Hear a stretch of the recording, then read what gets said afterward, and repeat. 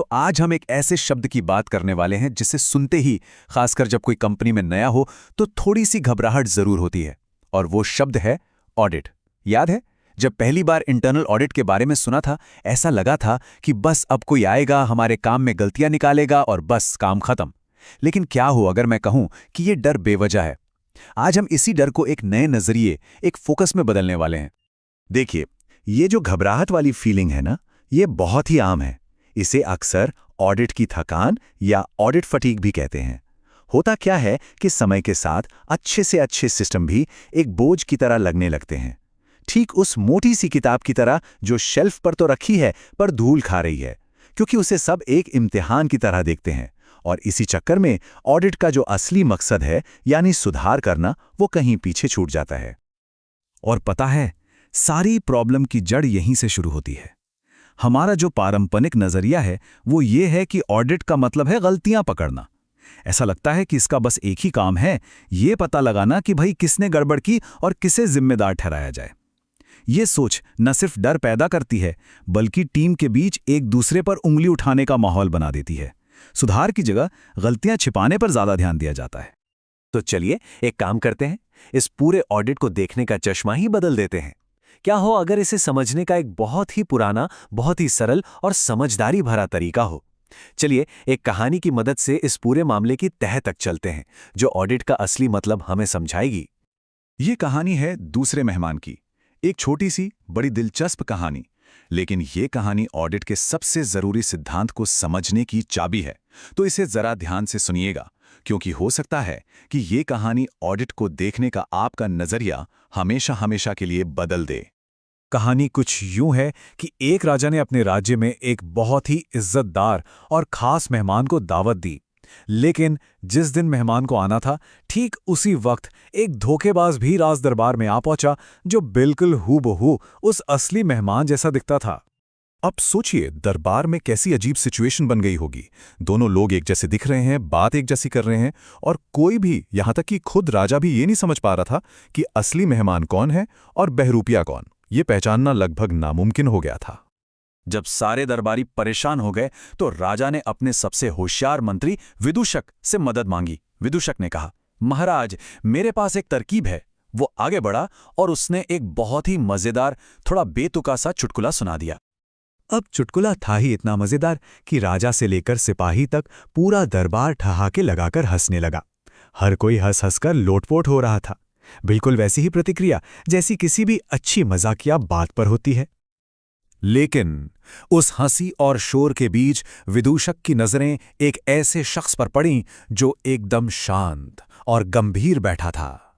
उसके चेहरे पर हंसी की एक लकीर तक नहीं थी।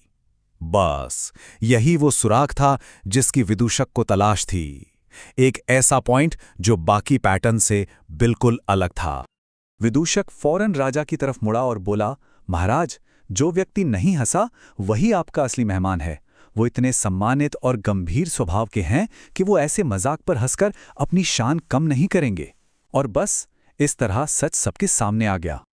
तो अब आप सोच रहे होंगे इस कहानी का हमारे काम से, हमारी कंपनी से क्या लेना देना?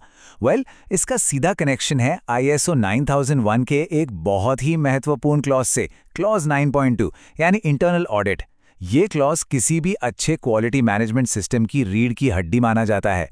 और इस कहानी से मिली सीख हमें बताती है कि ऑडिट का असली मकसद है विसंगति का पता लगाना, जिसे हम कहते हैं एनॉमली डिटेक्शन। इसका मतलब गलतियां ढूंढना नहीं है। तो ये एनॉमली डिटेक्शन आखिर है क्या भला? बहुत सिंपल है। इसका मतलब है उन चीजों या पैटर्न को खोजना जो नॉर्मल से हटकर हैं, जो बाकियों से अलग हैं। बिल्कुल उस मेहमान की तरह जो हंसा नहीं था।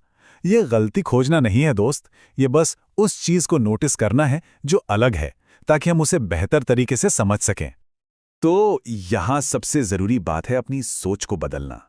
पुराना तरीका डर पर टिका था, गलतियां खोजो और किसी को पकड़कर दोषी बना दो। लेकिन जो नया तरीका है, जो समझदारी पर आधारित है, वो बिल्कुल अलग है। ये उन चीजों को खोजने के बारे में है जो बाकियों से अलग हैं, जो पैटर्न में फिट नहीं हो रही, और फिर ये समझने के बारे में है कि आखिर वो अलग क्यों हैं। तो अगली बार जब कोई ऑडिट शब्द बोले तो इसे एक टेस्ट या परीक्षा की तरह बिल्कुल मत लेना। ये आपके काम को जज करने के लिए नहीं है, ये तो एक तरह की खोज है, एक टीम एफर्ट है, ये देखने के लिए कि हमारे सिस्टम में ऐसा क्या है जो तय पैटर्न से अलग चल रहा है। ये सुधार का एक मौका है, कोई खतरा नहीं। और एक नए कर्मचारी के तौर पर इस पूरी प्रक्रिया में आपकी भूमिका बहुत बहुत जरूरी है। आपको बस 3 आसान काम करने हैं। पहला, अपनी रोज की काम करने की प्रक्रिया को अच्छे से जानें कि नॉर्मली काम होता कैसे है। दूसरा, ऑडिटर को बेझिझक बताएं कि आप रोज क्या देखते हैं, क्या करते हैं, आपकी जानकारी बहुत कीमती है। और तीसरा, अगर आपको कुछ भी अलग या अजीब लगे तो सवाल पूछने से बिल्कुल मत डरिए। आपकी यही जिज्ञासा सुधार की पहली सीढ़ी है। और ये विसंगतियां कोई बहुत बड़ी बड़ी चीजें नहीं होती। ये हमारे रोज के काम में छोटी छोटी बातें हो सकती हैं, जैसे कि किसी काम को करने में अचानक से बहुत ज्यादा टाइम लग रहा है, या फिर किसी ने कोई फॉर्म किसी नए तरीके से भर दिया हो सकता है कोई मशीन आज कुछ अजीब सी आवाज कर रही हो, या टीम ने जल्दी में चेकलिस्ट का कोई स्टेप छोड़ दिया हो। यही छोटी छोटी चीजें वो अनोमलीज हैं, और इन्हें पहचानने से ही बड़े सुधार होते हैं। क्या पता उस मशीन की आवाज किसी बड़ी खराबी का सिग्नल हो। और यहीं पर एक नए कर्मचारी होने का सबसे बड़ा फायदा मिलता है। आपकी ताज़ा नज़रें एक सुपर पावर की तरह हैं सच में। जो लोग सालों से एक ही काम कर रहे होते हैं ना, वो अक्सर इन छोटी छोटी अलग चीज़ों के इतने आदी हो जाते हैं कि उन्हें नोटिस करना ही बंद कर देते हैं। लेकिन आप उन्हें बड़ी आसानी से देख सकते हैं। आपका नज़रिया बिल्कुल फ्रेश है, और यही सबसे कीमती चीज़ है। तो आज की इस बातचीत को खत्म करते हुए मैं एक सवाल छोड़कर जा रहा हूं।